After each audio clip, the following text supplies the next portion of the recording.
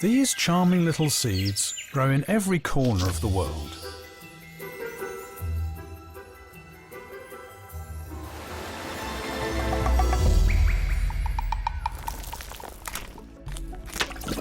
Beneath their unassuming exterior lies a wealth of nutrition.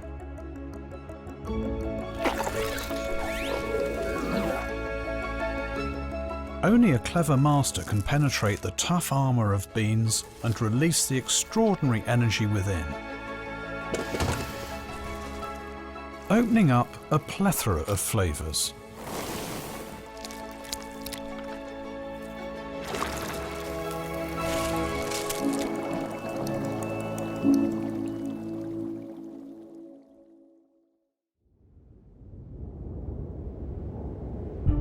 Both banks of the Yarlung Sanpo River are steep, and danger lurks in the thick forest.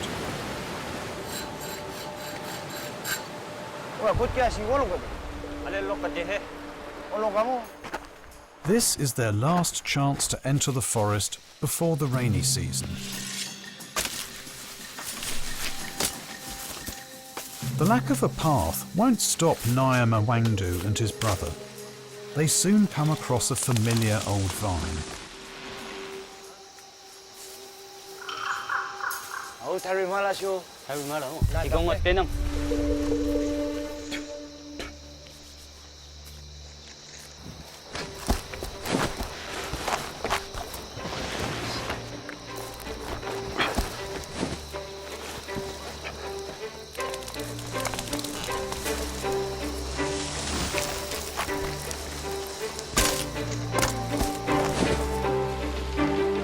"20 metres up, above the vine's reach, is Wangdu's target.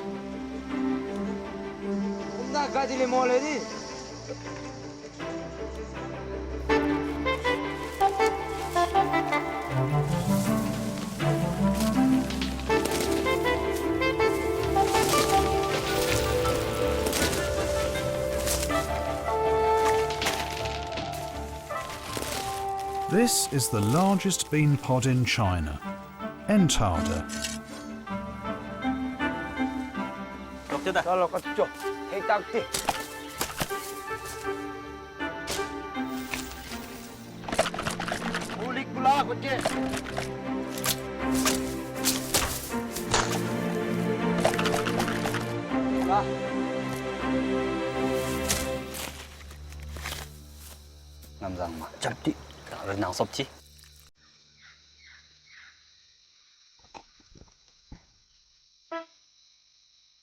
The pods are 1 metre long, and the beans inside are huge and with tough coats.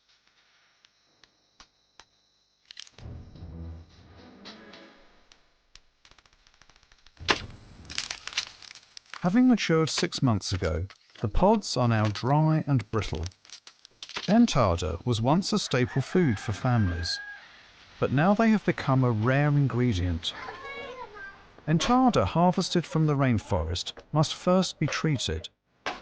Almost all pods and beans contain saponins and lectins, which are common defences for legumes. Excessive intake is toxic for humans, making their consumption very challenging.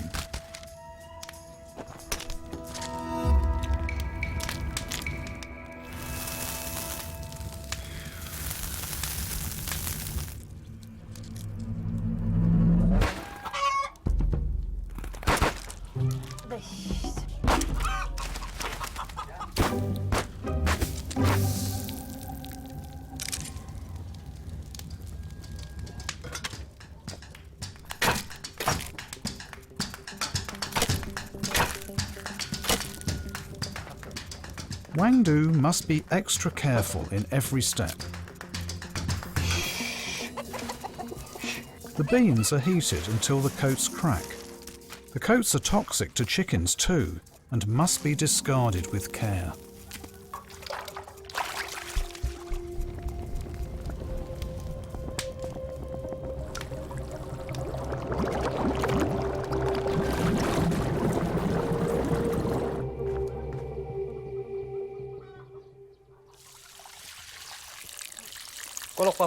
Yeah.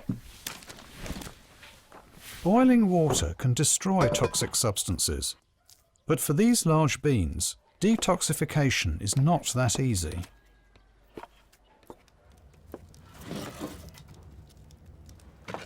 Wangdu relies on his father for guidance.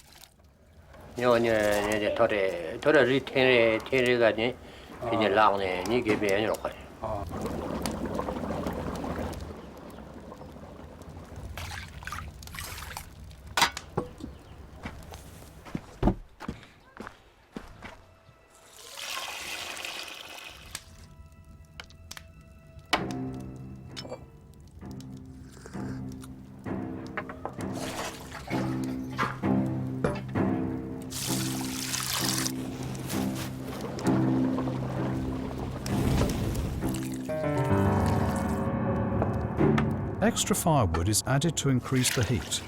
Then the water is boiled, poured away and boiled again.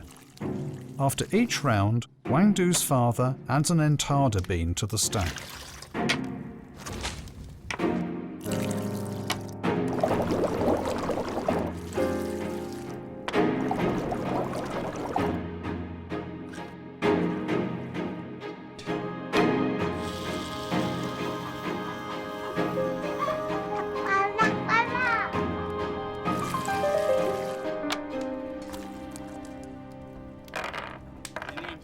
It takes 9 rounds of boiling before it's safe to eat.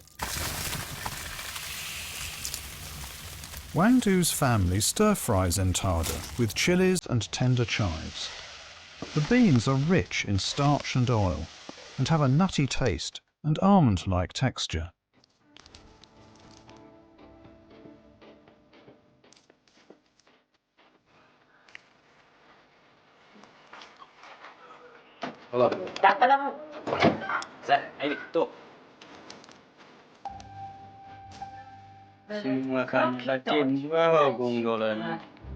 Over the ages, people have gradually learned how to get along with beans.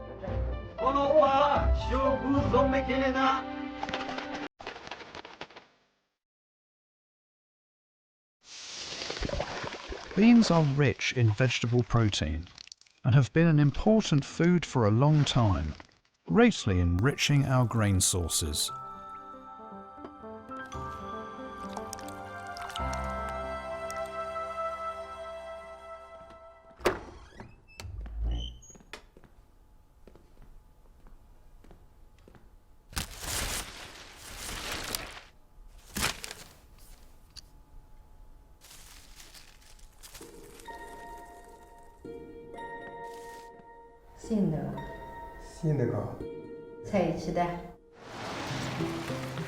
Every day, silkworm farmers are busy preparing food for their larvae. In the Xiangnan region, the rain has just passed, and the mulberry branches have sprouted new leaves.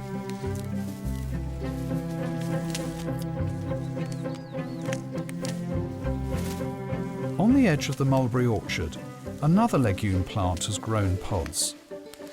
In Chinese, fava beans are called silkworm beans, possibly due to their resemblance.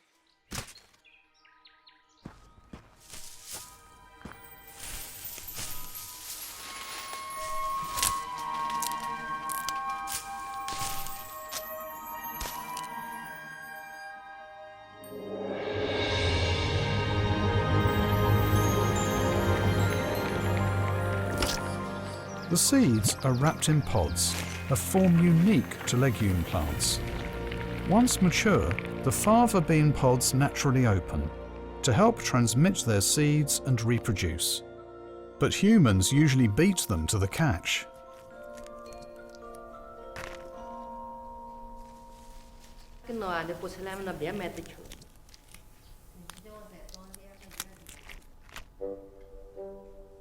Early summer eel is tender and must be quickly stir-fried to keep its shape. Garlic chives and fava beans are cooked in oil until fragrant, and the spicy yet mildly sweet notes complement the gentle savouriness. This is the taste of Xiangnan in early summer.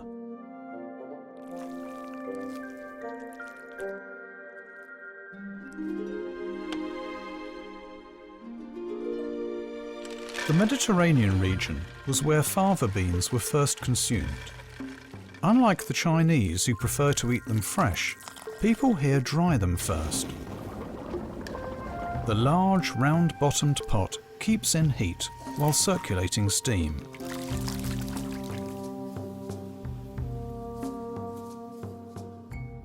After more than 12 hours of boiling, the starch from the fava beans begins to flow out. It smells much like stewed meat, with a texture like fine sand.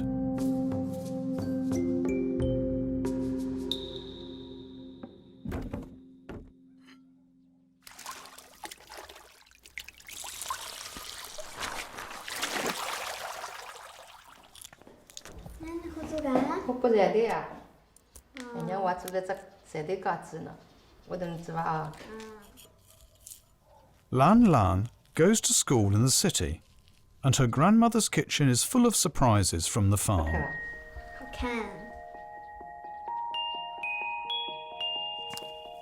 Today, Grandma is preparing a hearty meal for the family.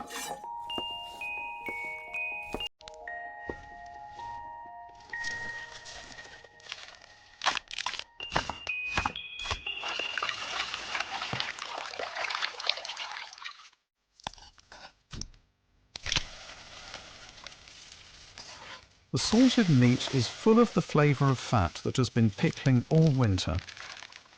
The thunder bamboo shoots are crispy and fresh, and freshly picked fava beans have a dense texture and fresh aroma. Equal proportions of regular and glutinous rice are mixed and wrapped in vegetables and broth. Covered with Chinese leeks, the flavour clearly announces the arrival of summer. At this time, crops enter a period of vigorous growth. One custom in Xiangnan is eating li xia rice, through which they express their good wishes for their children.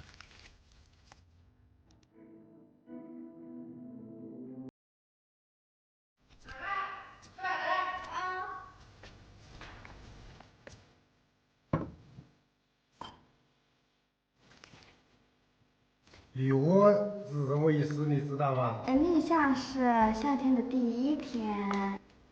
多吃点啊！哎呦，谢谢，谢谢姥姥。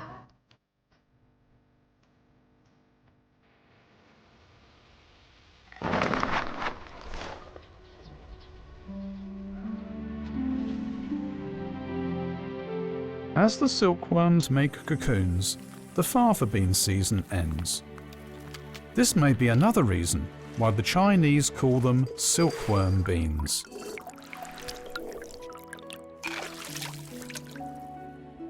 These cotton quilts are the fruit of 2 months' hard work.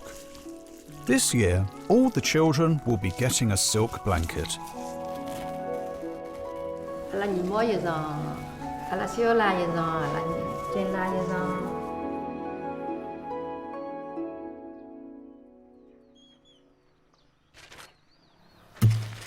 Arranging food and lifestyle around the growth pattern of grains is not exclusive to regions of intensive cultivation. People in rural Central America, where nature is relied on for food, are also ingeniously creative. In October, Miguel takes his granddaughter to harvest their field.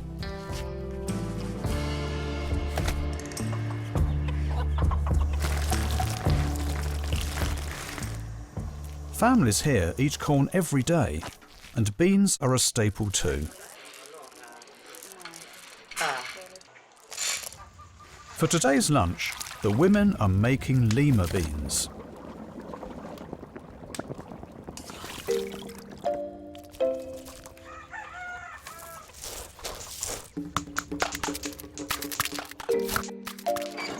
Pumpkin seeds give off an oily aroma, and crushed cooked lima beans form the filling.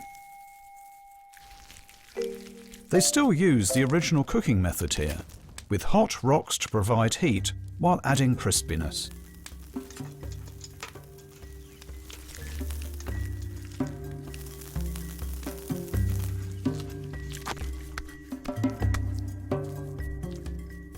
The filled corn dough is then fried, and the amino acids of the various grains complement each other. For both nutrition and flavour, pumpkin, corn and lima beans are a winning combination.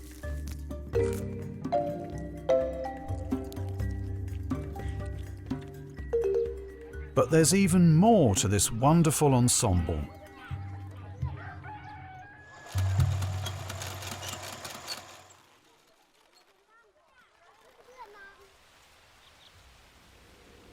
The Yucatan Peninsula is covered with limestone, with almost no rivers or lakes. 3 months later, this time the whole family must go out to harvest.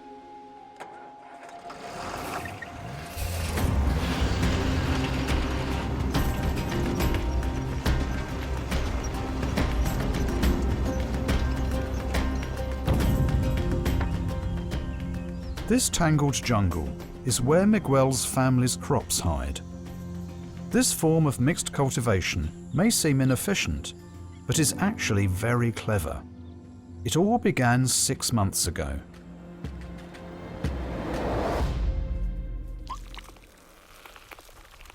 Maize was the first to sprout, followed by squash and finally beans.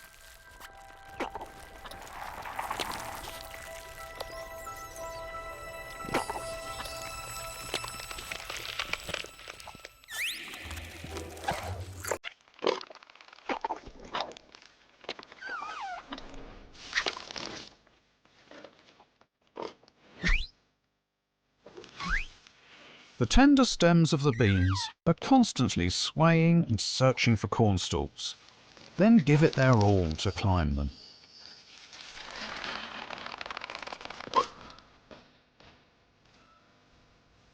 This entwined farming style is called the Three Sisters. Maize provides support, while beans fix nitrogen in the soil, and squash seizes nutrients from weeds, forming a symbiotic ecosystem.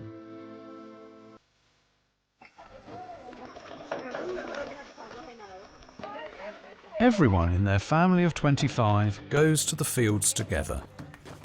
The maize has been harvested. Now it's time for the beans.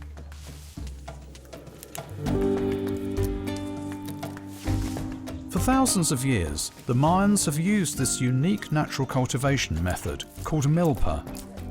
Today, it has come full circle as an inspiration for modern agriculture.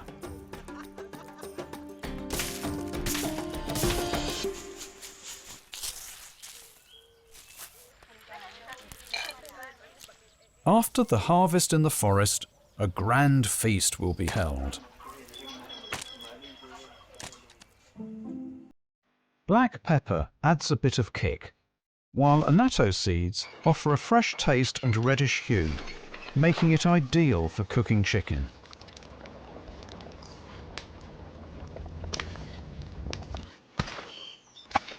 Large meals require a lot of space to cook. In the yard, the boys make a pit furnace according to Miguel's instructions. The now tender chicken is pulled into thin shreds.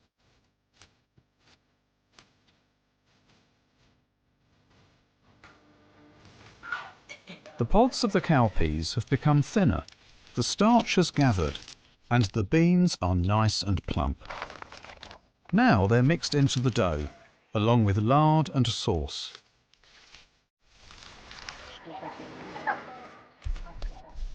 The dough is kneaded into bowls and filled with corn porridge and chicken.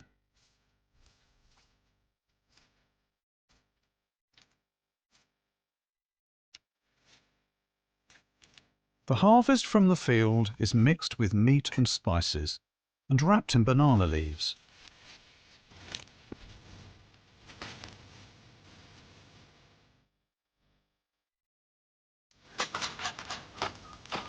Covered by white clouds, heaven and earth meld together.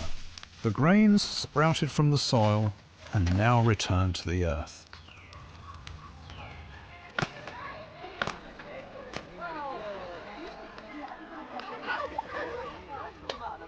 After 2 hours of patient waiting, a wonderful smell wafts from the ground.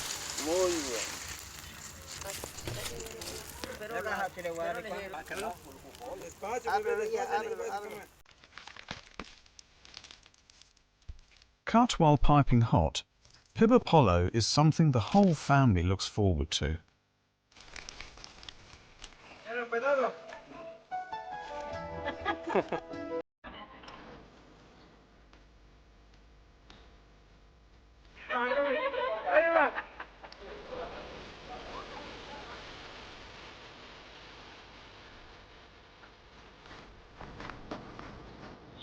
Miguel and his granddaughter are back in the field. These traditional planting methods have been carried on for generations. They adhere to the natural disposition of plants for a symbiosis between humans and grains.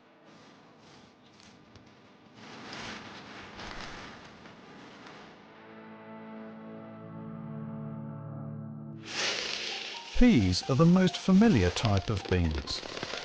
They are delicious at every stage of their growth. When they sprout, we just take the tender tips. The boiling soup instantly evokes the signature aroma of peas. In the pod-forming stage, people eat the pods of snow peas and the kernels of sweet peas.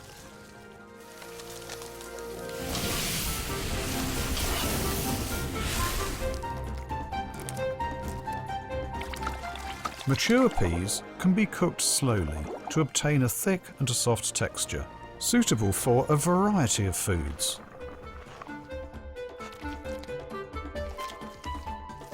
Even on its own, it can create unique flavours.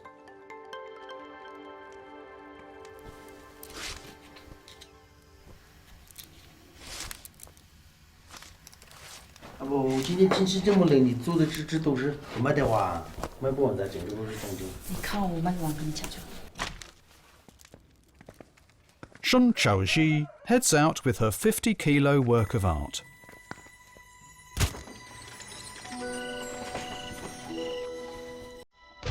She leaves before dawn, since there's a large bazaar across the mountains.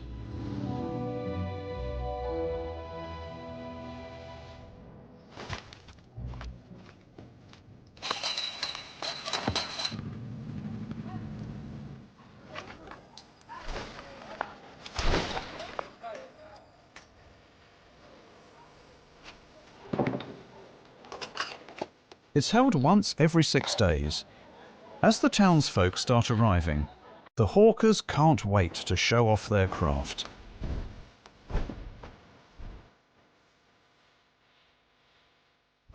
This pea cake is unique to the Mount Ai Lao and Mount Wuliang area. Each layer is made of peas, but in a different form.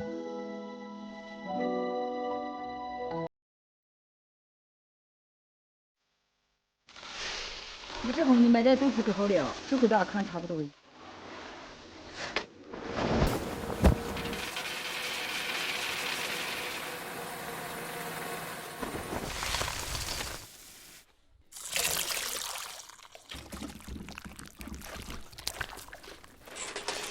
The peas are crushed and impurities are filtered out.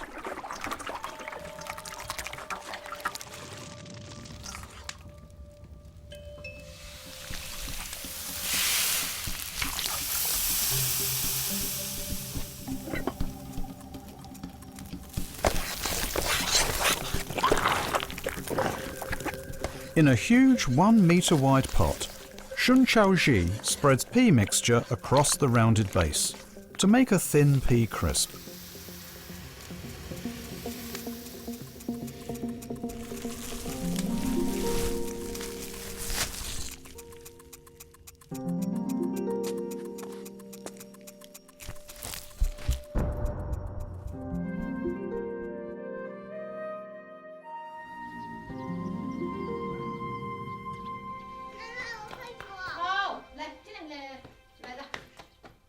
The freshly made pea crisps have a delicious crunch.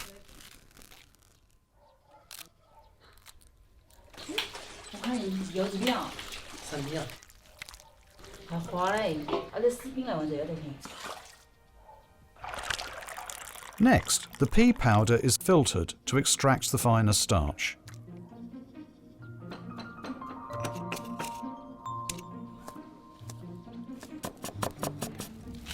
The 8 ingredients for the dipping sauce must also be prepared in advance.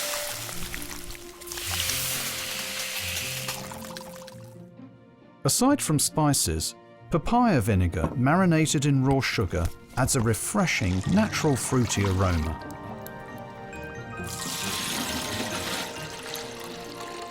Mature peas contain more than 50% starch. Protein, fine fibres and pigments are filtered out, and it must be white and flawless to reach Chaoji's standards. After dilution, it's boiled for at least half an hour until it gelatinizes into a thick, transparent liquid. Locals call this pea starch soup.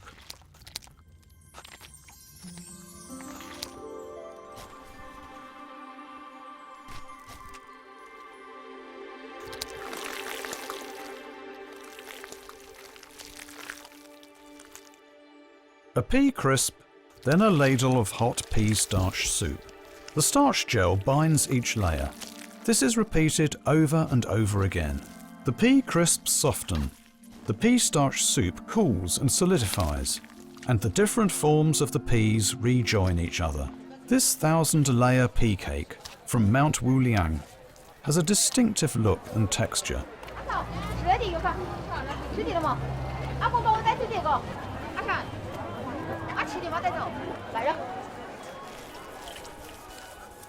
Zhongchaoji's pea cake has a golden hue and has the most layers of any shop at the bazaar, where it has proved very popular.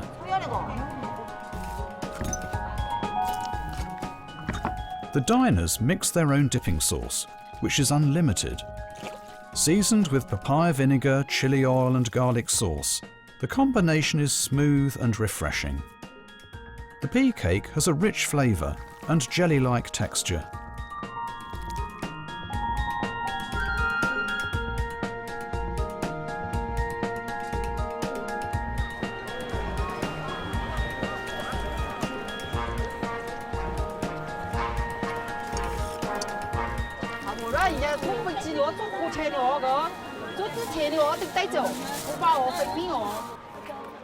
Pea cake started as a simple food, but through continuous improvement, it became an irresistible treat.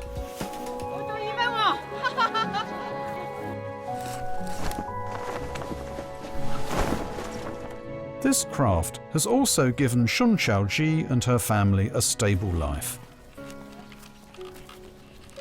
漂亮，再来你看看嘛，那笑笑我，高兴，高兴就笑，高兴啊！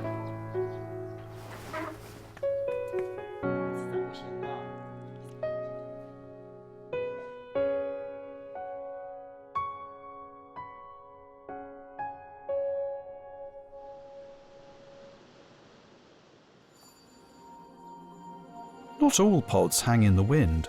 There's one legume that hides underground all year round.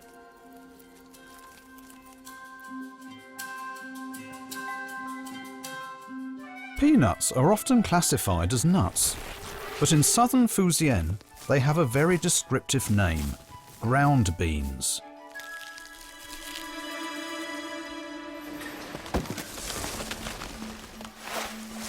Fresh peanuts have a high water content and tend to germinate and mould easily.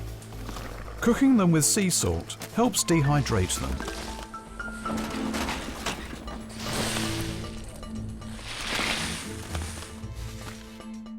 They're dried in the sun for 7 days, giving them a faint smell of sunshine and sea breeze.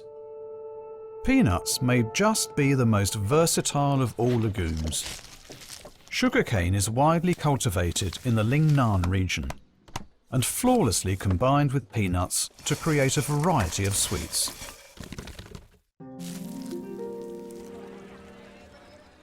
In Southeast Asia, peanuts are also widely used to add flavour. Spicy and sour are the trademarks of Thai cuisine. Roasting brings out the oil in the peanuts. They have a pleasing taste and crunchy texture, the best of both worlds. Indonesian cuisine is distinguished by its delicious satay sauces, the most important ingredient of which is crushed peanuts. Amid all the competing spices, peanuts inconspicuously absorb all other flavours. Peanuts are important for their oil, which has a high-profile aroma. In Huazhou, Guangdong, all Chinese poached chicken must be drizzled with peanut oil before it can be called Huazhou chicken.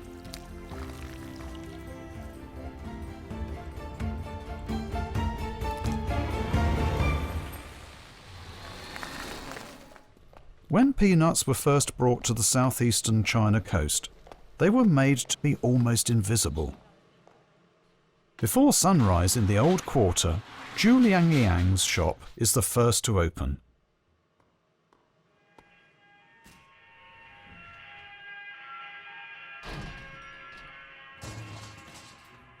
She took over this breakfast restaurant from her father. For over 4 decades, they have only sold one thing: peanut soup. As Ah Liang covers the shop, her husband, Ah Jiu, delivers the soup.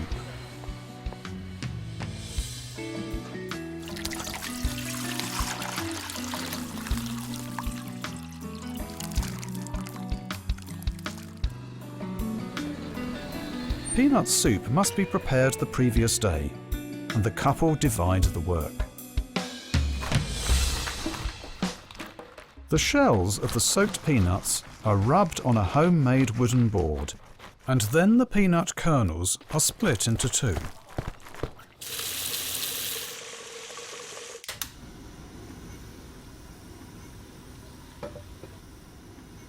Ah Jiu takes care of the boiling.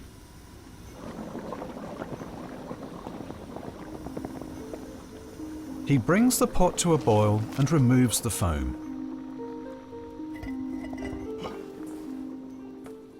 Then he moves it to a coal stove to simmer over low heat for half a day.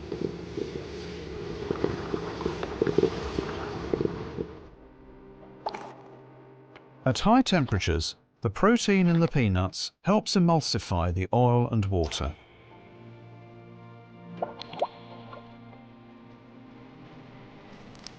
Opening up the condensed oil layer, the soup is milky white with no oil streaks. The peanut kernels look great, but only the tongue knows just how soft and tender they are. Then he adds white sugar, and when the peanuts float to the top, that means it's just the right sweetness.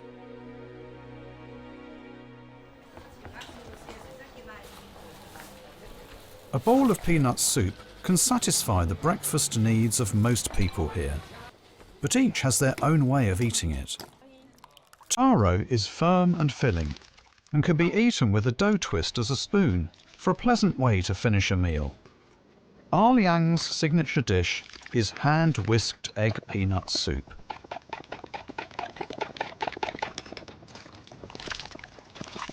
The egg dissolves at high temperatures and adds a touch of lightness to the sweet, rich taste. Then she spoons on some more peanuts. She knows every customer by name.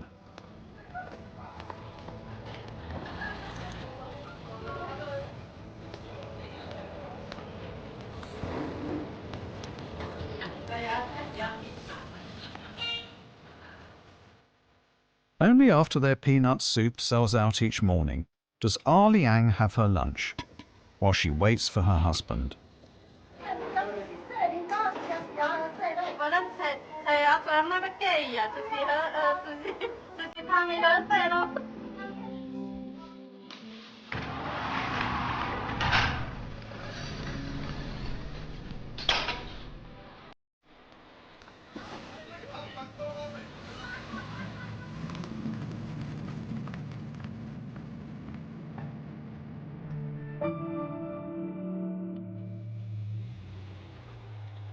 Beans can adapt to all climates, from humid Lingnan to the frigid north. The frozen river surface is where Petrov works, and he can only return home every 4 days.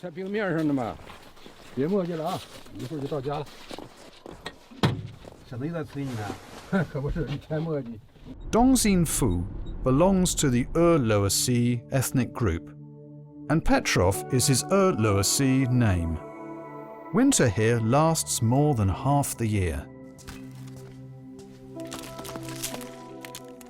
His wife, Gao Fengyun, already has dinner ready.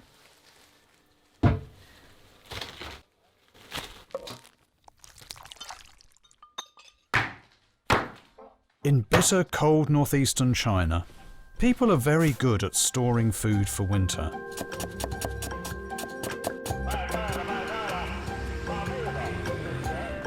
The supply truck comes by every 10 days, and fresh produce is in very limited supply.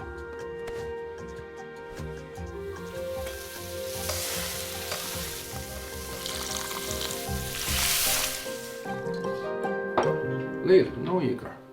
今天这种菜没有多点了。哎，一冬天的哪有那么多菜呀？你喝你的酒，少喝点啊。喝我的小酒。The winter supplies are almost out, and there's still no sign of spring. Dried beans store well and are common grains in Chinese homes. 哇，炸着了。炸着了。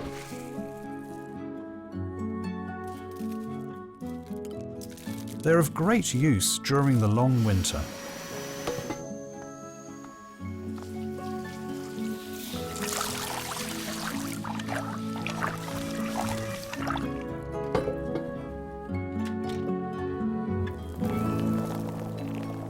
After soaking overnight in hot water, the mung beans expand, the enzymes inside are activated, and the sleeping beans begin to wake up.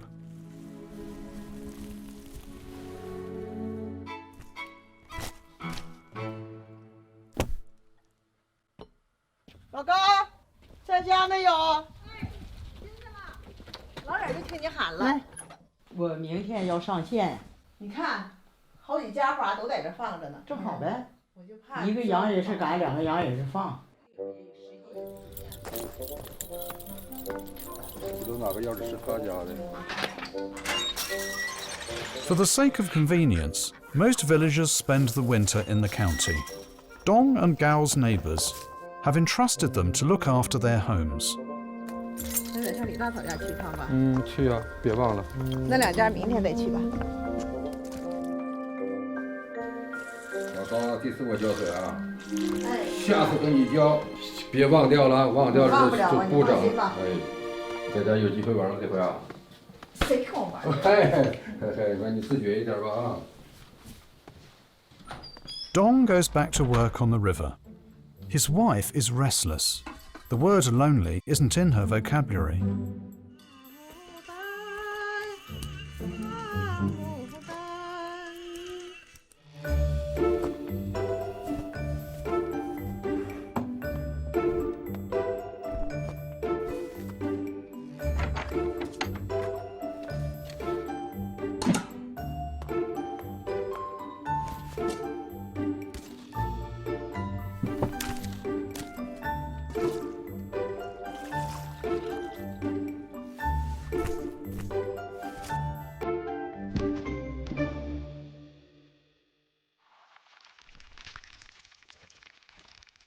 The mung beans gradually awaken from their slumber.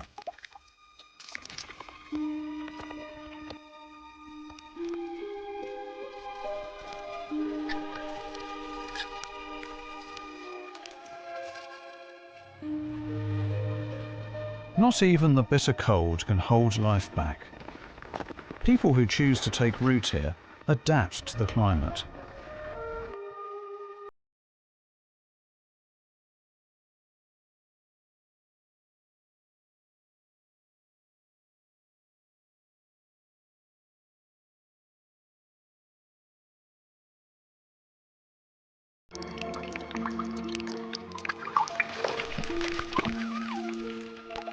The seeds send their stored energy to the sprouts. As they grow, the vitamin concentration rises, producing glutamate, which boosts flavour. In this way, beans transform into vegetables.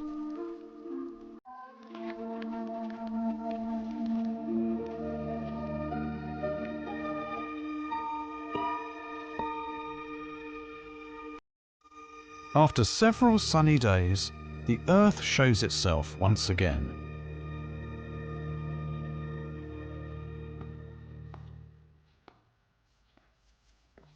Gao must prepare to welcome the belated spring. She rolls the shells out thinly and evenly. She separates each layer with oil, then fries them till they're soft and golden. Then they're paired with scrambled goose eggs and steamed pork with soy sauce. This is the delicious filling of spring cakes.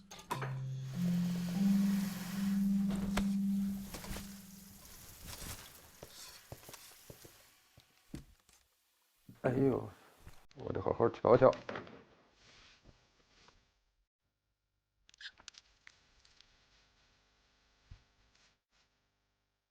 一碗绿豆放一锅。你老厉害了。The sprouts are growing well, breathing fresh life into the chilly spring.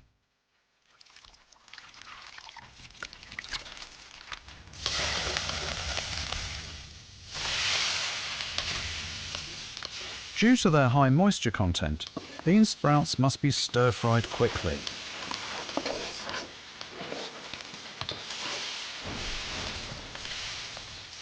A spoonful of vinegar is added, then they're done.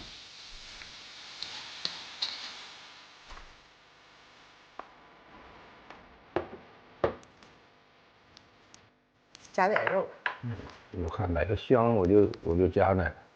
The bean sprouts add crunch to mostly meat-based dishes, along with an unmistakable freshness when vegetables are hard to come by. 技术挺高啊，我的技术说啥？哎，老王卖瓜，自卖自夸。 After serving spring cakes, spring is just around the corner. During winter, in the Sichuan Basin, the humidity allows the transformation of another grain. 锅头开了，动一下，动一下。来喽，马上就做蒜了。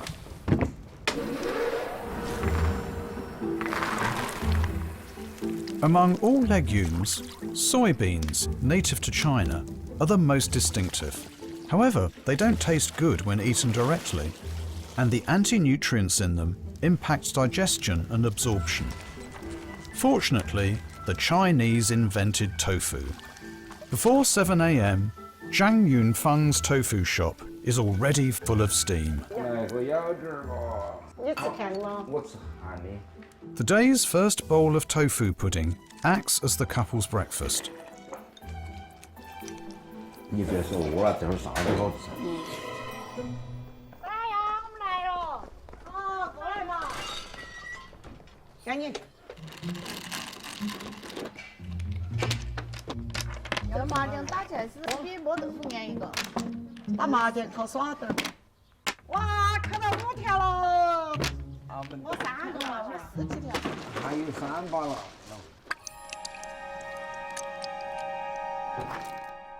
我把板子给打起。要得。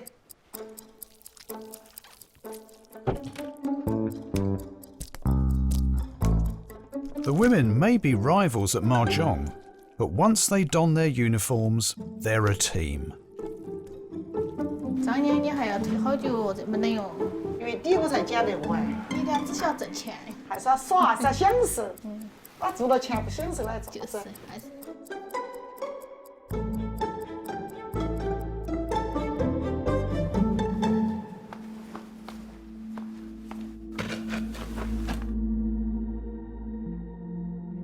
At Yunfeng's shop, tofu is just the start.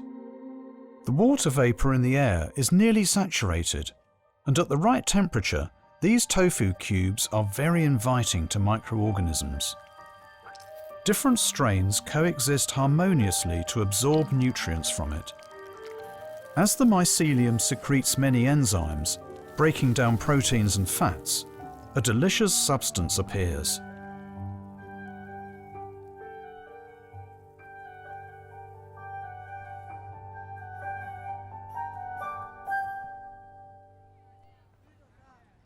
The people of western Sichuan are particularly fond of these microorganisms.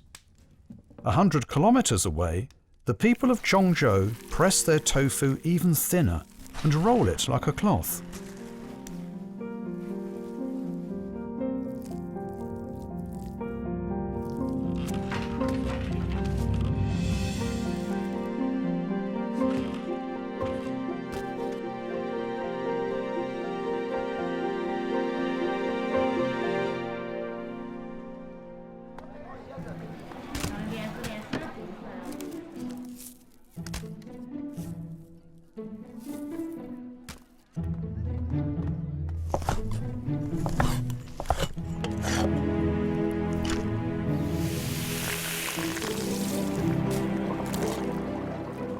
The mouldy tofu adds a taste that starkly contrasts with meat and vegetables, and not even spicy red soup can hide it.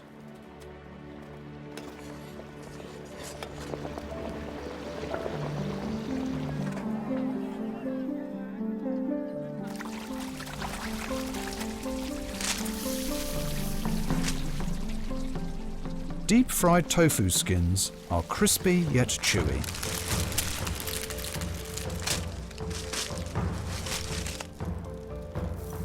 Coated in thick sauce, either savoury or sweet and spicy, it's a satisfying treat.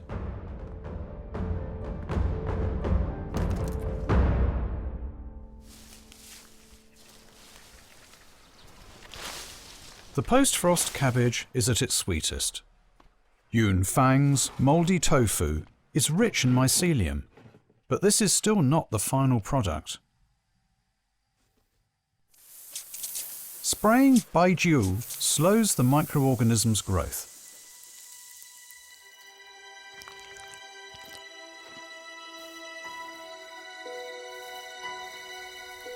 Then they're rolled in salt, chilies and crushed peppercorns.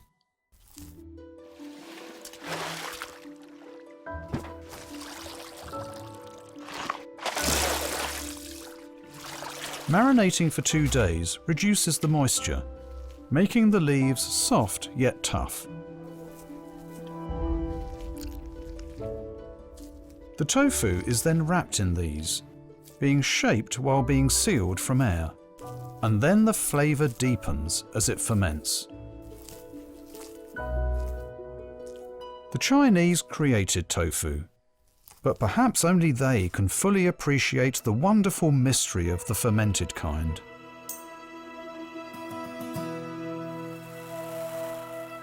As early as the 14th century, the Chinese had already mastered fermented tofu. Most places that produce soybeans and salt also have fermented tofu products, creating a wide variety of appearances and flavours from place to place. They can serve as the main course, as seasoning, or even as an introduction to the local cuisine.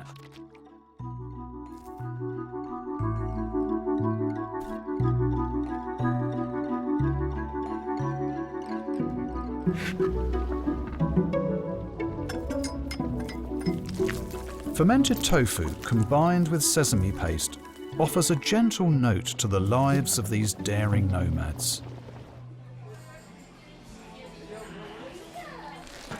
In the Lingnan region, fermented tofu is not simply a food. It's synonymous with colour and flavour. Red fermented tofu makes food more exciting to look at and eat. It's used to season lamb brisket, perfectly bringing out the taste of the meat.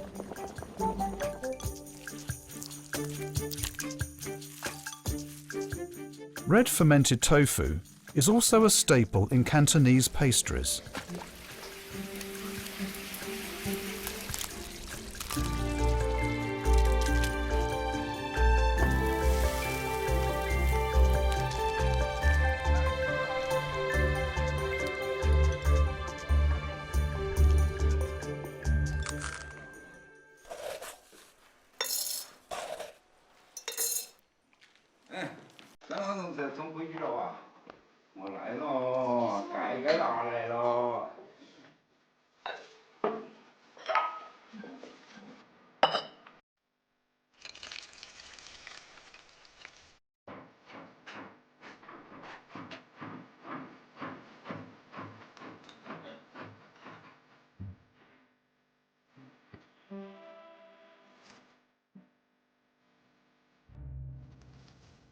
The soybean has been transformed time and again, taking on countless flavours.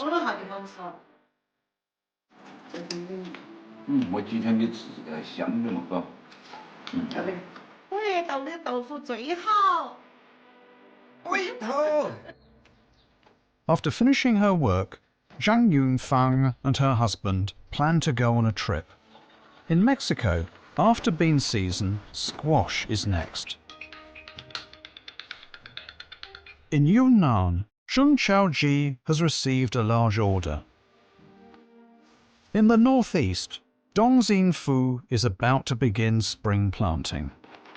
Beans, like a reserved yet loyal friend, have been by our side for millennia. They shape our ecology, provide protein, and work magic in the kitchen. These unassuming little legumes carry the genes of our ancestors.